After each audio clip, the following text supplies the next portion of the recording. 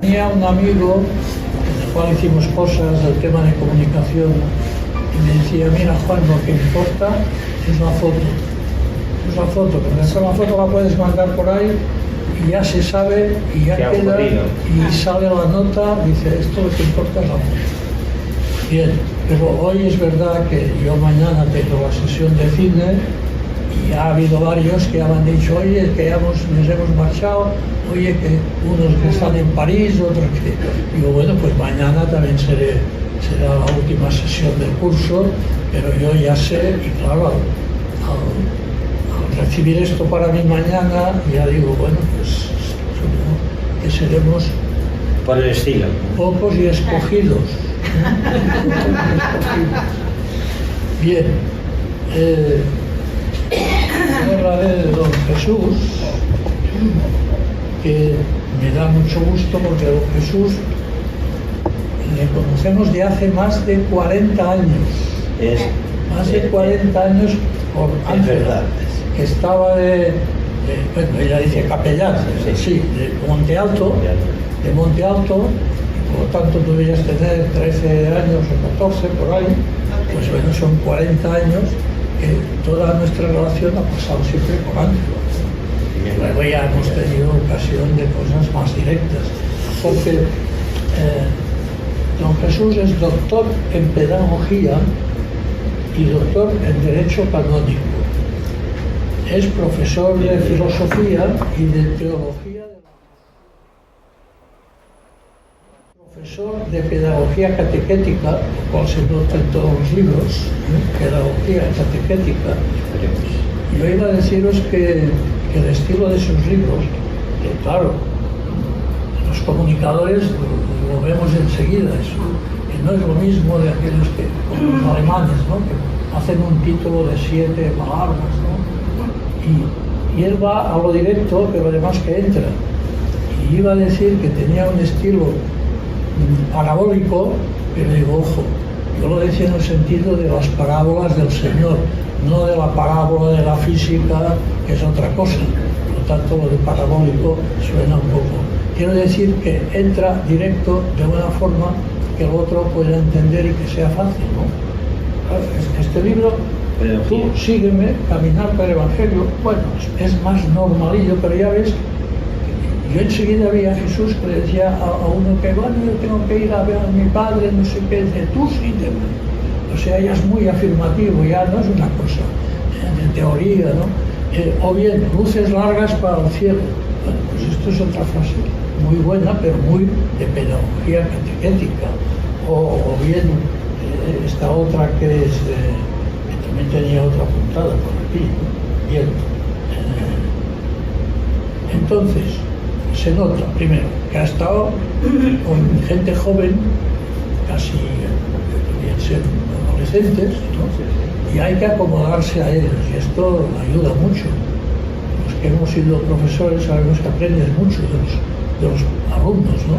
Porque te das cuenta que tú dices una cosa que te parece clarísima y no, y luego lo analizas y dices, claro, si yo estuviera ahí también me hubiera gustado, entonces tengo que acomodarme, ¿no? Entonces esos libros son muy amenos, y en realidad es corto, pero tiene como dos partes muy claras, ¿no? Que es, la primera parte es caminando con Jesús y la segunda es caminando en el mundo. ¿No? Dice dos cosas que algunos entendemos muy bien, que para caminar con Jesús hay que caminar en el mundo, no fuera del mundo, ¿no? Que esto era otra concepción de otros tiempos. Hay que caminar en el mundo. Y a su vez lo divide, todos son capitulillos muy breves, muy penetrantes, porque el que caminando con Jesús se puede resumir en unos capitulillos que pone la novedad de Cristo, nacido de mujer, caminando hacia la nueva Pascua para constituir la familia de Dios. Yo he unido los títulos de los capítulos y dice todo esto, ¿eh? Y el segundo, que es caminando en el mundo, pues dice, mirando las estrellas para transformar el mundo como miembros de la Iglesia que prepara el futuro con la esperanza puesta en el reino de Dios. Son trocitos, cada uno es un trocito, un capítulo. Pero todo esto tiene una unidad y una entendibilidad muy buena, ¿no? Bien, entonces me he dejado cosas de Jesús. Ha sido profesor del Departamento de Educación en la Fe de varios colegios, entre ellos Monte Alto, y profesor del Instituto Superior, ya es de Ciencias Religiosas, y ya es otro nivel, todo dentro de la pedagogía de la fe, ¿no? Y desde el título, otro por ejemplo que me gustó mucho es creo pero no practico. Sí. Es muy, dice mucho, ¿no? Creo pero no practico. Bueno, pues va directo a gente que tiene fe, pero le cuesta ponerlo en práctica, entenderlo, y claro, son libros muy oportunos, nunca son tomarnos de estos de teología, de lo que es solo para los expertos, ¿no? Y por lo tanto creo que vamos a disfrutar mucho con él y que es fácil de que gente joven también lo coja porque no asusta nada. Esto es muy breve, muy bien dicho, y por lo tanto pues yo espero que nos siga habiendo más para que yo tenga la oportunidad de volver a presentarme y sea en invierno y con más gente. Dios lo quiera. Es para jóvenes como nosotros y para abajo. Y para abajo. Pues no ha dicho una cosa que salió una vez de una presentación que dijo: no voy a presentar a don fulano porque es impresentable. Impresentable. Quería decir que es muy conocido, etcétera. Pero bueno, es decir, menos mal que nos ha dicho que es impresentable. Si me lo permite, me he dejado una cosa porque usted dirá otra importante, que se la dije a usted.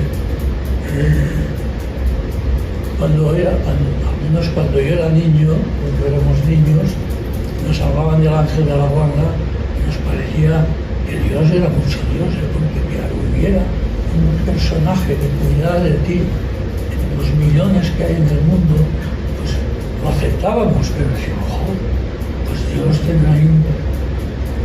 Claro, no conocíamos el GPS. Ahora resulta que los hombres hemos hecho más que Dios de lo que nos decía, no más que Dios, sino lo que nos decía, porque el GPS incluso cuando te equivocas te lo dice. Y tú dices, mira que hay 100, 1000 millones ahora por el mundo y todos tienen GPS, y si uno solo cambia la calle, la voz de ese ángel técnico dice, no, a ver, ¿y esto cómo es? ¿Cómo es? Y lo hemos hecho los hombres. Pues claro, Dios, imagina lo que puede hacer, ¿no? Y claro, también es un GPS, porque otra utilidad, y termino, porque me sabía mal dejarlo, es que ese libro puede ser consultado luego, en cualquier momento, pero saltando, porque por esos temas que están tan distribuidos, puedes ir a aquello que en ese momento te preocupa. Y vas ahí, ya directo, como cuando en GPS te dices, reconvertir, venga, dar la vuelta, ¿no? O sea que tiene una que es muy asequible, todo de un tirón y conjunto, pero que luego, conservándolo, se puede consultar en casos concretos. Pues eso es lo que pretendo, efectivamente, y me están diciendo gente que me escribe que es así, que es esas dos partes es como, en realidad todo es una continuidad. La idea es que, bueno, si uno camina con Jesucristo, el Evangelio y demás, que ahora diré, entonces no se trata de estar como recogido solamente en la iglesia, ¿verdad?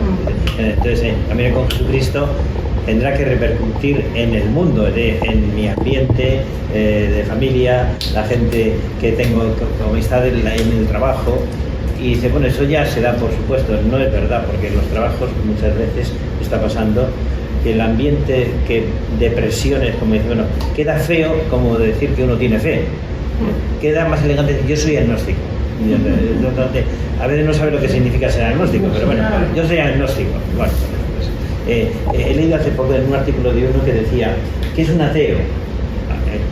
Un ateo es un agnóstico enfadado con Dios. Pues más o menos, es decir, sí, una persona que no sintoniza y que está molesto con Dios por lo que sea, ¿verdad? Pues no es una...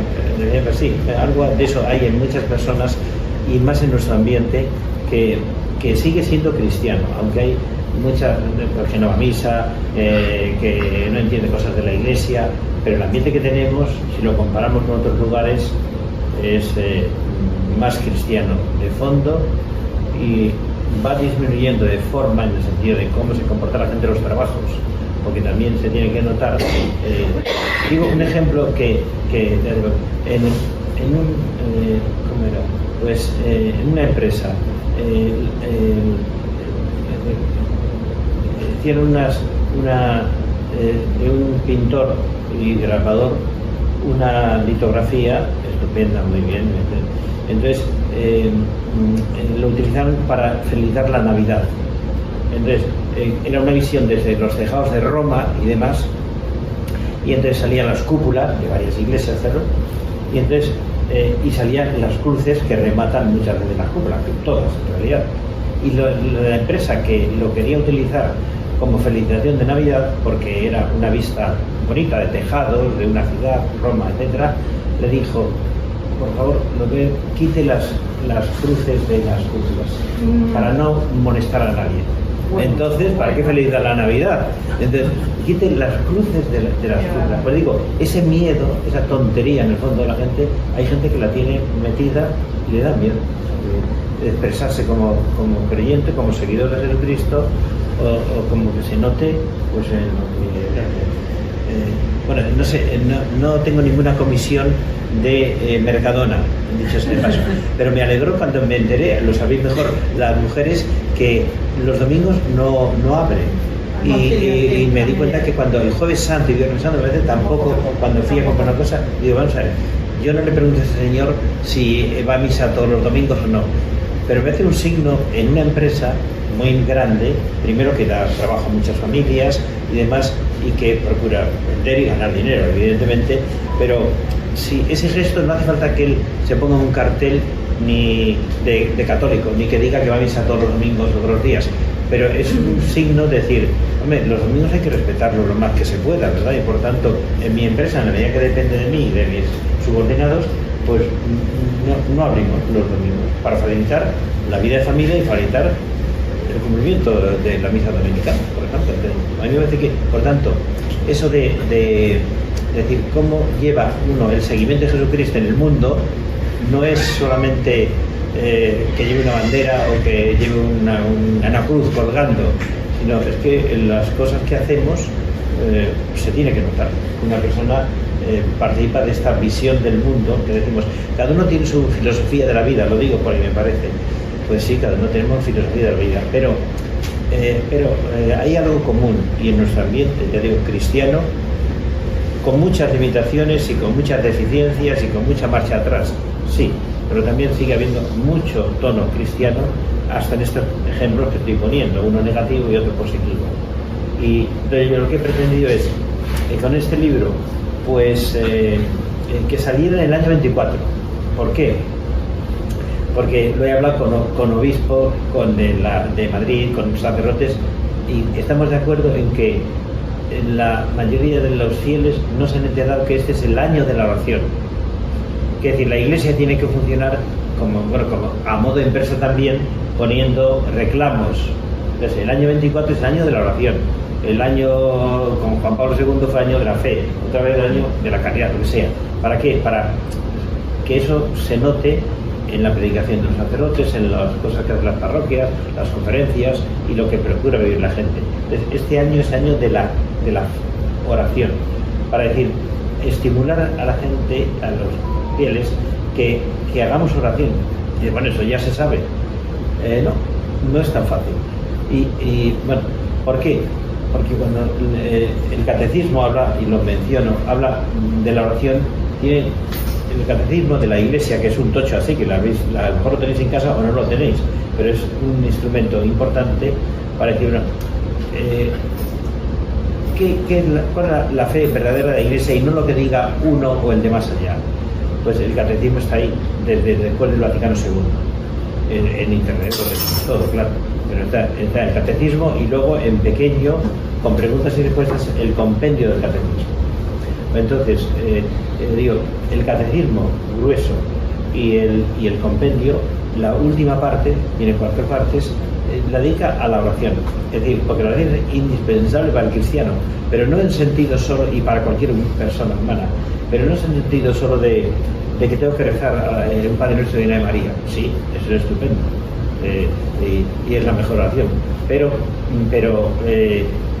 la oración, cuando el Papa dice esto, y todos los pontífices, es decir, que la oración es una persona que hace oración que de modo habitual, por lo menos con mucha frecuencia, muchos días, los jueves como hoy, se reúnen en la parroquia y hacen un tiempo de adoración que dura una hora, media hora, 3/4 de hora, cantan guitarra, silencio. Eso sí es un tiempo de oración, efectivamente. O persona que va a misa a las 8:30 y llega a las 8:15 o a las 8 para hacer un rato de oración. Es decir, con algún pensamiento, con alguna nota que tiene, con algún texto de lo que es la lectura del día. Exactamente.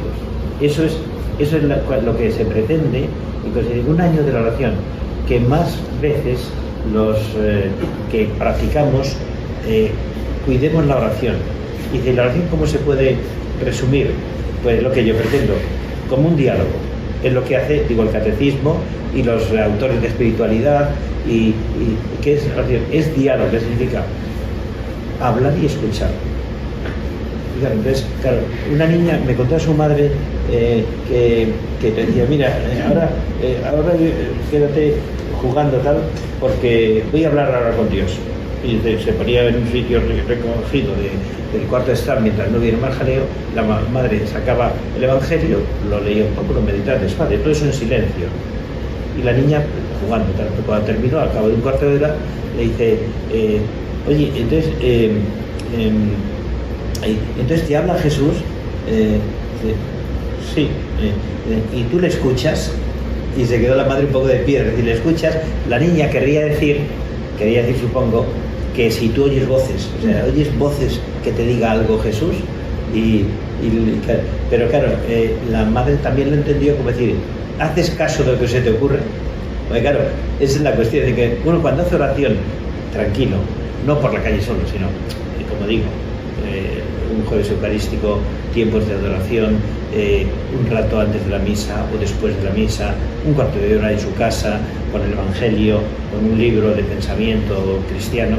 Entonces eso, Dios se sirve, Jesucristo, que lo tenemos en la imaginación verdaderamente. Entonces ves ideas que ayer me porté mal en esto, yo creo que tendría que hacer esto mejor, creo que no estoy siendo generoso. Esas ocurrencias vienen cuando una persona se sabe situar en un clima de oración, y eso requiere un tiempo y una experiencia y una costumbre, y ya está. Eso es lo que el libro pretende, ese libro, que la gente camine con Jesús, sí, en la calle, claro, pero hay que dedicarle un tiempo. Ya cuando vais a misa, antes de la misa, después de la misa, oye, un recogido. Otro ejemplo, ahora en verano, me acuerdo de una señora, una abuela que a la primera de la tarde pues se había ido a una zona del jardín con sombra y le había dicho a los nietos que estaban por ahí danzando, bueno, dejadme ahora que voy a hablar con Dios, que voy a rezar, que voy a rezar. Entonces se puso allí con un librito, en la sombra. Entonces uno de los chavales, al cabo de 10 minutos, salió corriendo para contarle una cosa a la abuela. Y la hermana adolescente dijo, cállate, déjala tranquila, que la abuela está hablando con Dios. Digo, está haciendo una cosa muy importante, está hablando con Dios, oye. O sea, la idea tan simple, es decir, es que la abuela intenta hablar con Dios. ¿Y cómo le responde? Pues porque lee una cosa del Evangelio, o de un libro que ha tomado una nota, o de algo que le viene a la mente, o que le pide a Jesús por una persona. Todo eso es oración, ¿verdad? Pero cada vez hay que ponerse de modo habitual. El rosario también es un modo, desde luego, pero el rosario es, dice, por muy una persona dice, bueno, pues la Virgen se ha aprendido ya varias veces que se rece mucho el rosario.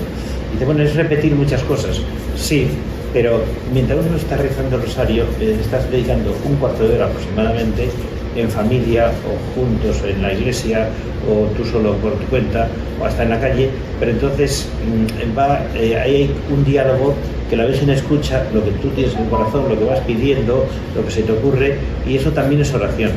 Es oración vocal, decimos, que el catecismo lo explica. La oración vocal es la que cuando se reza en voz alta con alguien más o en la iglesia es vocal, efectivamente, decimos muchas veces el Padre Nuestro y la de María.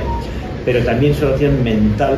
El Papa Juan Pablo II dedicó una carta pastoral al rosario y explicó muy bien, cosa ya sabida, que eso de rezar el rosario, sobre todo cuando se reza personalmente o en un pequeño grupo en la parroquia, dice, el primer misterio, la oración de Jesús en el huerto. Padre Nuestro que estás en el cielo. No.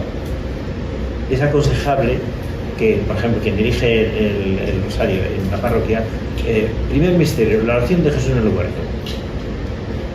Vamos a dejar unos instantes para que cada uno imagine lo que sabe del Evangelio de Jesús en el huerto, o pretenda una intención por la que está dirigida la Virgen. Entonces ya se reza entonces el Padre Nuestro, la de Marías. Es decir, que todo, hasta las oraciones vocales, como el rosario, requieren un poco de pensamiento interior. No somos altavoces, por lo que está hablando de manera... y ya está. Incluso alguna persona ha dicho, bueno, para rezarlo así de manera monótona no lo rezo. Y pues el peor rosario es el que no se reza. Es que me distraigo, pues procura no distraerte, pero estás hablando con la Virgen, pides cosas, imagínatelo y piensa lo que decía Juan Pablo II. La oración de Jesús en el huerto. Bueno, piensa un momento antes de empezar a rezarlo, solo o acompañado, qué significa para ti, qué pena te da tus pecados, etc. Pues eso es. Bueno, por tanto, pero la idea es, la oración vocal es muy importante, nunca hay que dejarla, solos y acompañados. Pero la oración que alimenta todo eso es la oración mental, la meditación, que se llama meditación. Y lo explica bien el catecismo, como decir que tiene que ser un rato mejor en el templo, en la iglesia, y mejor con algún libro y demás, con un texto del Evangelio del día o no, ¿verdad? O con unas palabras de un santo. Entonces así se empieza y se puede continuar la oración.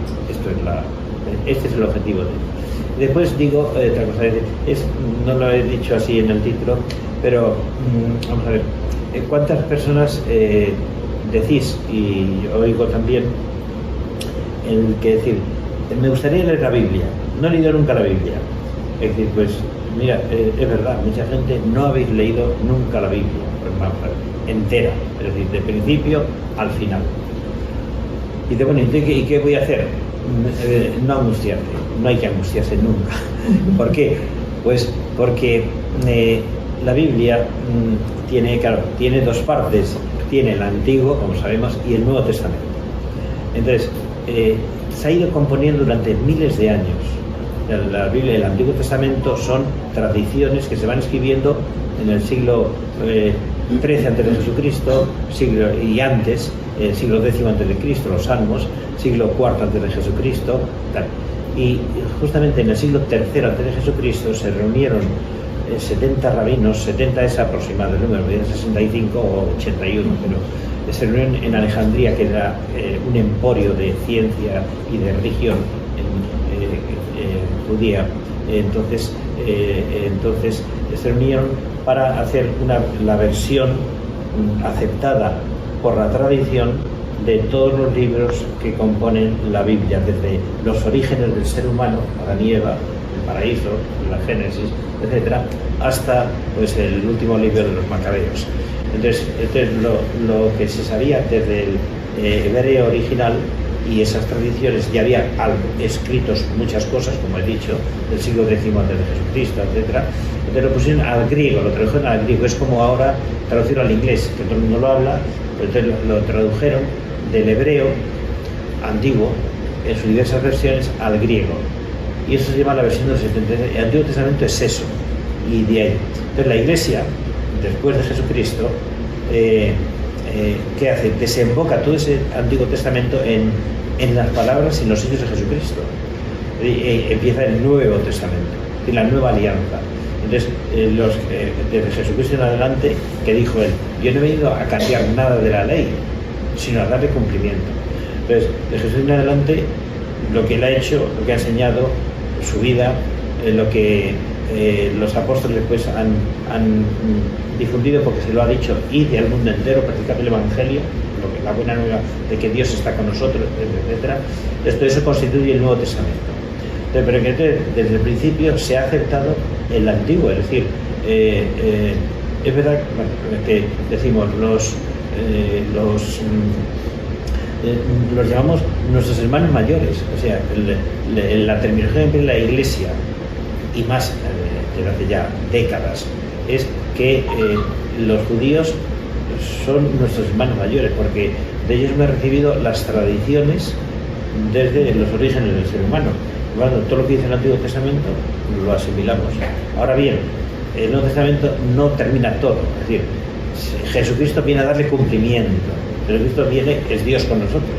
Entonces, por lo tanto, todo lo que estaba en el Antiguo Testamento recibe su plena luz. Es como estar en penumbras, de pronto se enciende de verdad la luz, porque ha venido Jesucristo, luz de las gentes, y entonces se entiende todos esos líos del Antiguo Testamento que a veces nos pueden sorprender, ¿verdad?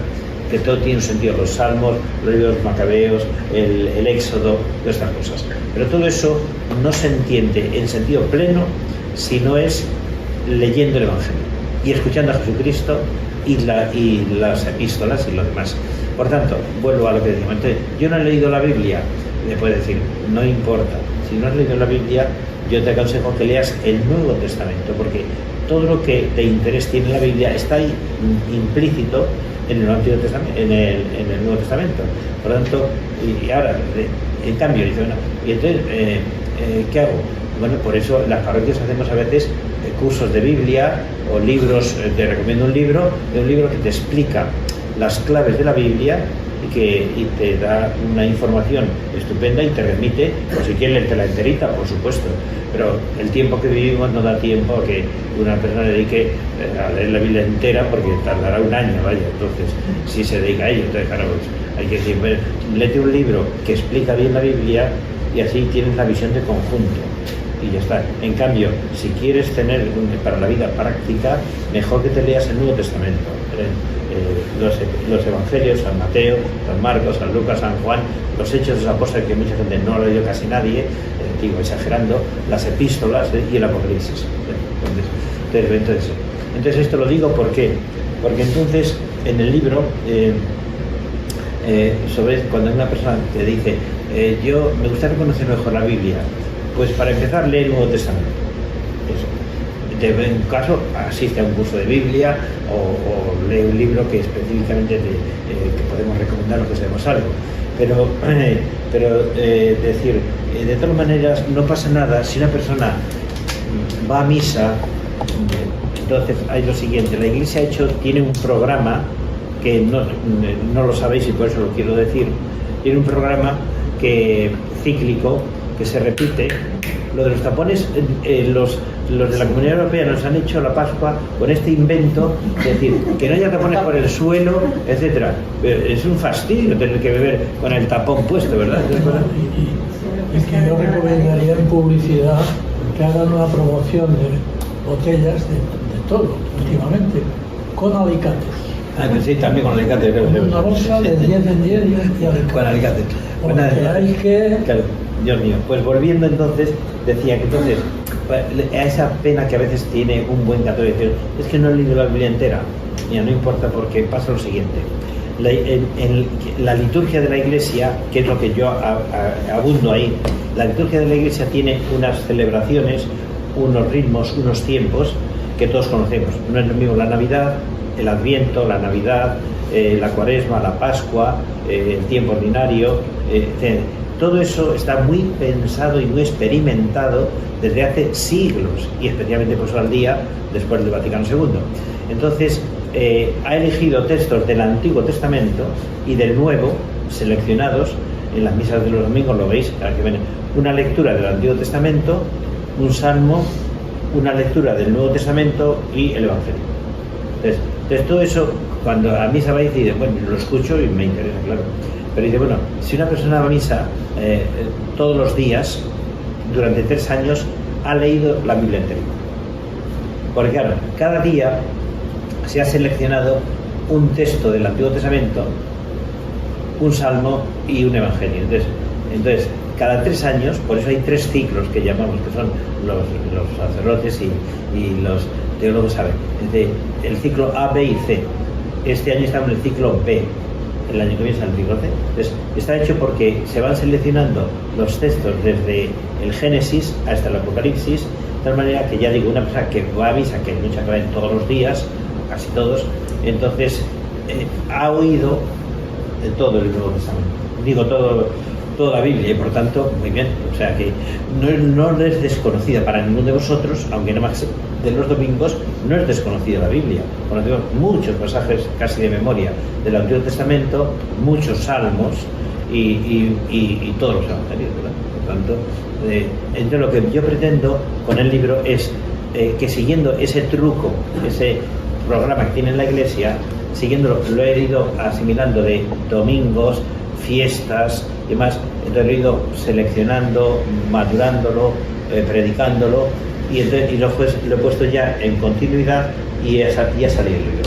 Esa es la idea, que entonces ahí están muchos pasajes fundamentales de la Biblia. No está toda la Biblia, claro que no, pero está siguiendo. Cuando empieza el ciclo litúrgico es en el Adviento. Adviento, la Navidad, luego la Cuaresma más tarde, la Pascua se prolonga, y después viene ya más tiempo ordinario, porque es que hay muchas fiestas de la Virgen, del Señor, que todos los meses, ¿sabéis? Hay, aparte de los domingos, siempre hay fiestas de la Virgen. Ahora es dentro de unos días, el 16 de julio, por la Virgen del Carmen. En junio hemos tenido la Virgen, la visitación, en mayo, final de mayo, ¿verdad? O sea, todos los meses hay 1, 2, 3, 4 fiestas de la Virgen, porque no es una diosa para un cristiano, no, pero es la Madre de Dios, eso sí, que tiene su... Este santo que hoy celebramos, hoy es San Atanasio. Este San Atanasio, les digo, entre paréntesis, es un teólogo, obispo, después, pues que canalizó un debate que había entre los cristianos, porque había un tal Nestorio, otro obispo, que dijo, no sé, y predicaba y le siguieron, decir que la Virgen, la Madre de Dios, está muy bien, y está bien, pero en verdad no es la Madre de Dios, es la Madre de Jesucristo, un hombre en el cual luego Dios habitó muy bien, pero decir que la Madre de Dios es una blasfemia, decía Nestorio. Entonces, la gente que no sabe teología dijeron, no, eso no es lo que hemos oído siempre, estamos hablando del siglo IV, nos han dicho que es la Madre de Dios, ¿cómo que ahora que no es la Madre de Dios? Del jaleo. Hoy estamos viendo que pasa lo mismo, algunos contra el Papa o contra el Señor. Es que ahora, no, la gente entonces dijo, ¿cómo que la Virgen es la Madre de Dios? Es que si distinguimos, la gente, un concilio, debates de teología, etcétera, y San Atanasio lideró como obispo y arzobispo el llevar las aguas a su cauce, es decir, no, ¿por qué hemos dicho que la Virgen es Madre de Dios? Porque de verdad es así. Y lo dice porque lo digo yo con autoridad, no, porque lo que la gente, sí, pero por más que eso, y es que teológicamente se puede explicar razonablemente dentro que sea un misterio de Dios. Entonces, pero no son palabras vacías. Entonces voy a decir, ¿por qué es la Madre de Dios? Aunque yo esto no puedo resumirlo en 2 palabras. Es decir, porque las madres dan a luz un hijo, ¿verdad? Un hijo, ¿quién da? Un hijo que le llaman Andrés. Pues cuando hay una madre, ¿tú eres la madre de quién? Yo soy la madre de Andrés. Entonces, ¿pero tú eres la madre del cuerpo de Andrés? No, soy la madre de Andrés, esta criatura que ahora tiene 8 años y que lo hemos bautizado, pues soy la madre del conjunto de todo, pues, de su cuerpo, de su alma, y luego se va desarrollando, pero soy la madre, no puedo distinguir, no, soy la madre de su cuerpo, pero no de su alma. Entonces, con Jesucristo, aunque hay que dar un salto, algo parecía decir, ¿la Virgen es la Madre de Jesucristo? Sí. ¿De quién es? De su persona. ¿Y quién es Jesucristo? Dios hecho hombre. Que, bueno, es un misterio, hombre, claro, pero es un misterio asequible, porque no solamente porque Dios puede, sino porque ha dado testimonio, y es lo que dicen los evangelios y los ciclos de la Iglesia, pero los evangelios, de que Jesucristo no solamente ha sido un iluminado que ha dicho yo soy Dios, sino que lo ha demostrado con las profecías que hablaban de él, impresionantes, con sus palabras, con sus milagros, con todo el curso de su vida en breve tiempo, 33 años aproximadamente, ¿verdad? Con la muerte terrible. Bueno, lo mismo, de una persona que dice, bueno, el sufrimiento es terrible, pero que el sufrimiento Jesucristo lo ha asumido. Es decir, a veces no podemos consolar, ni la familia, ni un sacerdote podemos consolar a una persona que está sufriendo muchísimo. Sí, de ver, mira, lo que te cabe es reza, mira a Jesucristo en la cruz, que Él está sufriendo por ti también, para que no digas, no, es que no me puede entender Dios lo que yo estoy pasando. Dios te entiende perfectamente, y tú miras al crucifijo, conoces un poco el Evangelio, te das cuenta de Jesucristo, ha asumido todo el dolor humano, todo lo que te puede pasar, ya lo ha asumido Jesucristo. Por eso es el Redentor, que ha querido que nadie tenga soledad, es decir, Dios me ha abandonado, Dios no me entiende, esto es insufrible. Sí, bueno, por desesperación, pero decir, oye, mira al crucifijo, piensa un poco, haz oración y verás cómo entiendes bastante o aceptas, ¿verdad? Porque no es solo entender, ¿verdad? Bueno, esto venía a cuento de que la Iglesia va siguiendo la vida de Jesucristo hasta en los pequeños detalles. Hablaba hace poco, bueno, hace ya sí, un tiempo, con un matrimonio comiendo y había sido el día 25 de marzo, ¿verdad? El 25 de marzo. Después 4 o 5 días más tarde, y bueno, yo me estaba pasando, celebraba la anunciación de la Virgen el 25 de marzo, y bueno, no sé por qué lo dije. ¿Y sabéis por qué es el 25 de marzo? Porque las fiestas de la Virgen o de cualquier santo se ponen según criterios varios. Pero dice, ¿por qué? Pues, y es gente que va a misa habitualmente, no te creas, y no son ignorantes, pero no habían que ir a la mente, decir, el 25 de marzo es 9 meses antes del 25 de diciembre, claro.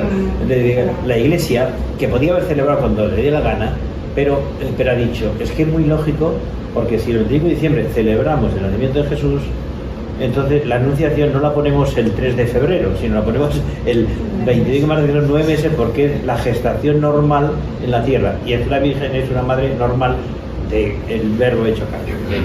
Pero por lo tanto, hasta en las fiestas, la liturgia, lo que llamamos la liturgia, que es el funcionamiento mental y ceremonial y práctico de la Iglesia, la liturgia enseña muchísimo solamente con ir a misa, ¿verdad?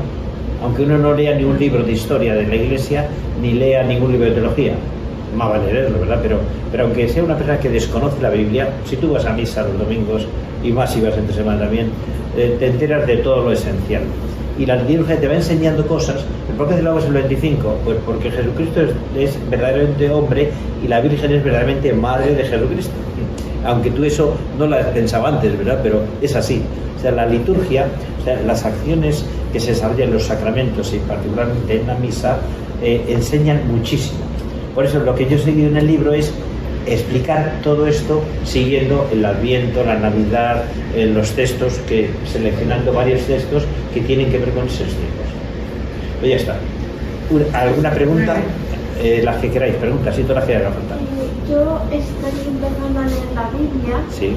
Y noto como que cuando estoy escuchando el Evangelio en la iglesia, pues la fuerza que tiene la palabra en la iglesia no es lo mismo que cuando estoy en mi cama leyéndola, ¿no? Y me cuesta mucho seguir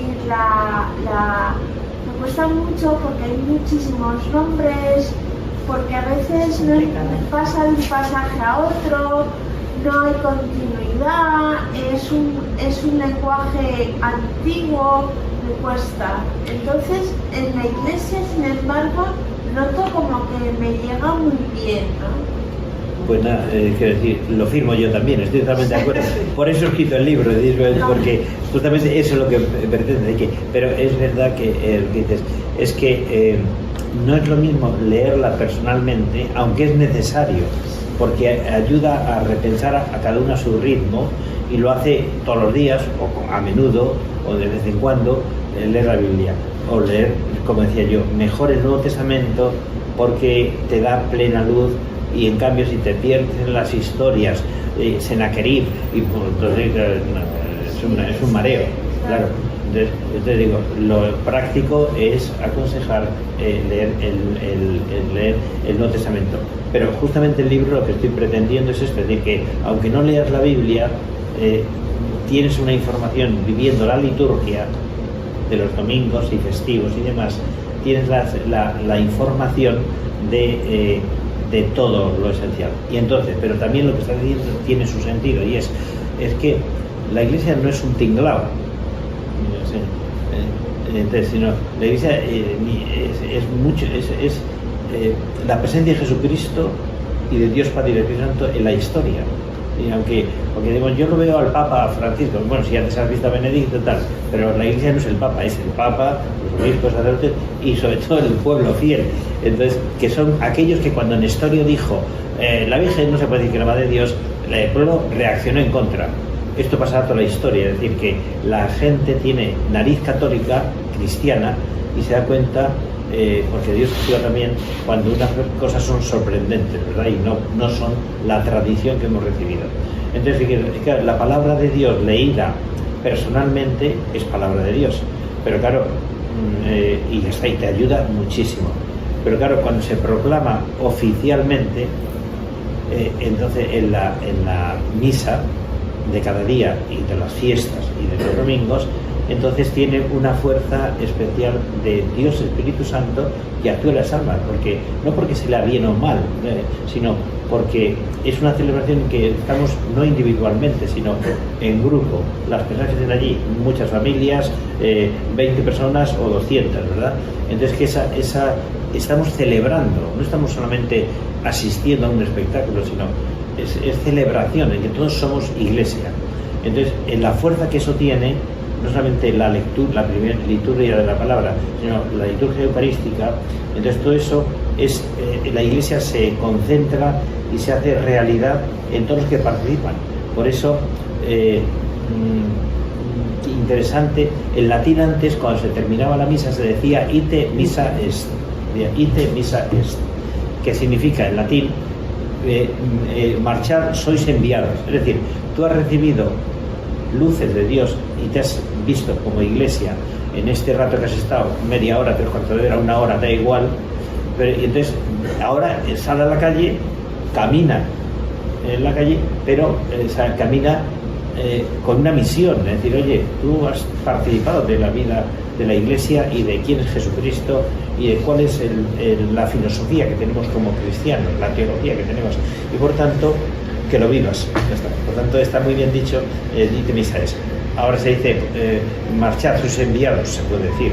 Hay 2 o 3 fórmulas que se utilizan en la misa, ¿verdad? Pero es en el equivalente, ¿verdad? Cierto, a lo mejor hay gente que quería ir a misa, sí, se marcha, ¿verdad? Yo no, alguna pregunta más, porque que se me ocurre, a ver, ¿alguien más tiene pregunta? Y si no, cuento yo alguna cosa, no es que dicen alguna pregunta, que si os interesa de esto, a ver. Solamente que he visto que tu libro sí. ha ido evolucionando sí. con el tiempo, será por la edad. Sí. Como la sabiduría adquirida. Y empezaste por un folletín chiquitito. Sí, claro. Luego pasaste Sí.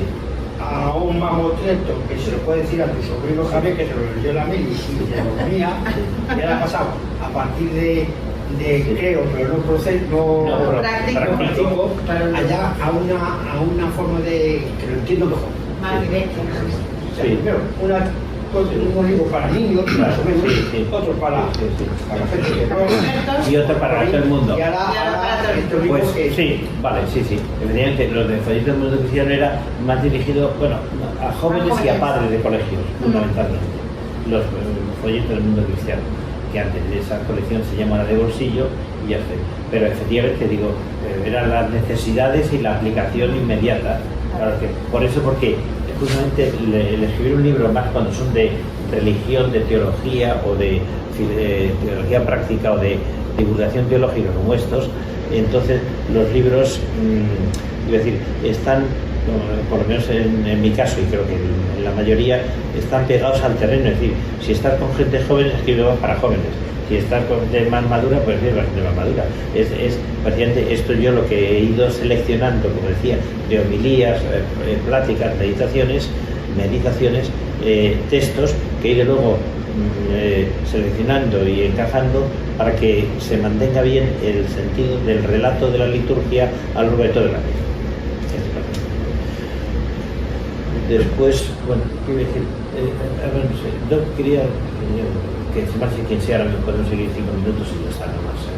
Quiero decir, una cosa que, merendando con una familia hace no mucho, estaba merendando. Entonces, tomando unas cosas, y los chicos, los niños y niñas, pues el mayor 12 años, la pequeña pues 4, entonces están por ahí danzando, iban, venían, etc. Y de pronto una de 8 años que no ha hecho la comunión todavía, pues me trae me trae un DIN A4, y entonces, claro, como sacerdote, amigo de la familia, etc. Entonces lo veo y que me lo dedica, claro, me lo dedica, de Ana, etc. Entonces, ¿y qué es lo que se veía? Pues yo decía, se ve una cara sonriente, ojos grandes, sonriente, pelo rubio, ahí me pone Dios, en letras muy grandes pero desiguales, y unas nubes. Y ya está. Y le dije, oye, muchas gracias, Ana, etc. Y esto luego lo he pensado, digo, esta niña sabe una cosa muy importante que mucha gente desconoce. Lo sabe porque va a la misa con sus padres, porque reza, claro. Pero la idea es decir, sacerdote, Dios, muy bien, estupendo, me parece muy bien. Pero la idea es que Dios no me ha dibujado un triángulo, no me ha dibujado, no sé, es una cara, es decir, una cara sonriente. Es decir, que la idea que tiene de Dios es que Dios es un ser personal. Esto es lo que no sabe la gente ahora. Es decir, esto dice, yo hago mi meditación como Gandhi, las cosas orientales me atraen mucho, Dios es el universo, entonces sabes menos que esta niña, porque no tienes la idea de Dios personal. Es decir, los únicos que tenemos la idea de Dios personal son los judíos, los católicos, los cristianos y los árabes, los musulmanes. Los demás no tienen, bueno, en general, no tienen idea de Dios personal. Los budistas, los animistas, etc., no tienen idea de Dios personal.